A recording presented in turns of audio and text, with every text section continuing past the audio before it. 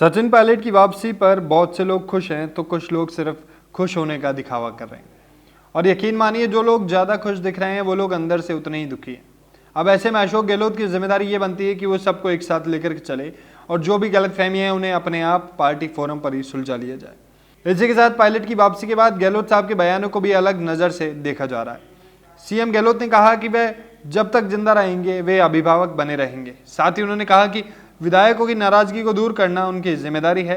जब गहलोत से पूछा कि क्या आपकी सरकार 5 साल चलेगी तो उन्होंने कहा कि राजस्थान में कांग्रेस पार्टी 5 साल सरकार चलाएगी।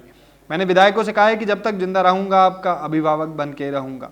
उनके इस बयान के साथ ही अटकलें तेज हो गई कि क्या सीएम गहलोत सीएम कुर्सी से विदा लेंगे, क्योंकि उन्होंने ये नहीं कहा कि 5 साल सरकार चलाएंगे, बल्कि उन्होंने कहा कि कांग्रेस पार्टी 5 साल सरकार चलाएगी। सीएम गहलोत का यह बयान ऐसे समय में आया जब सचिन पायलट 1 महीने वनवास काटकर लौटे। सीएम अशोक गहलोत ने कहा कि बीजेपी के नेताओं ने पूरा जोर लगा लिया लेकिन हमारा एक आदमी भी नहीं तोड़ पाई। बीजेपी ने हमारी सरकार को किसी भी कीमत पर गिराने का षड्यंत्र किया।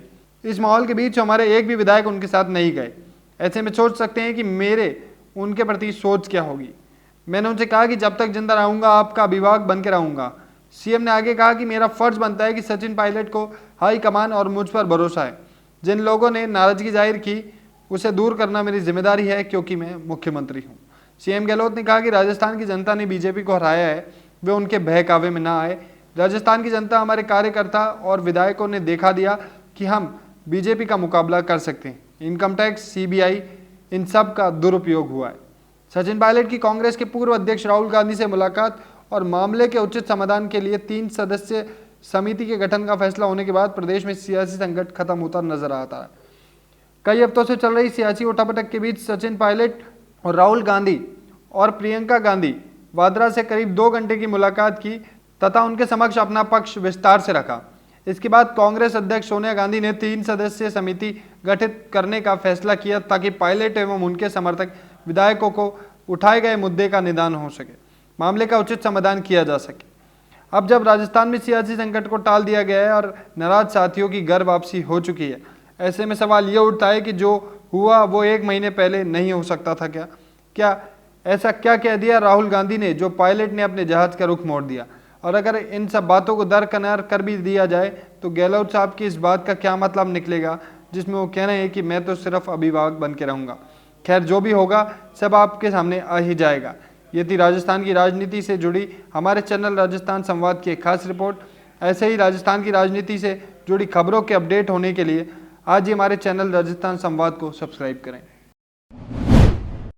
आपने अपने बिजनेस को बढ़ाने के लिए क्या क्या नहीं किया, पर कभी सोचा कि इतना सब करने के बाद भी आखिर कमी कहाँ रह गई?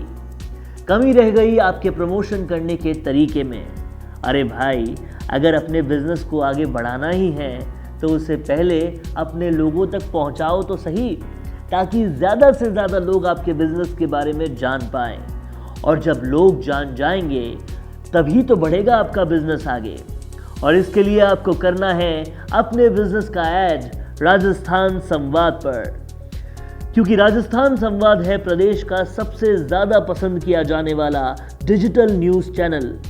यहाँ पर है राजस्थान के ही 1,80,000 से भी ज़्यादा लोग जो कि लगातार बढ़ रहे हैं। अब आप ही बताइए, जब आपके बिजनेस का ऐड 1,80,000 से भी ज़्यादा लोग देखेंगे तो कैसे नहीं होगी आपके बिजनेस में बढ़ोतरी। तो बस अब सोचना कीजिए बंद और नीचे दिए गए नंबर पर फ़ोन मिलाइए या कीजिए मेल। आपको मिलेगा आपका एडवर्टाइजमेंट बहुत ही अफोर्डेबल दामों में।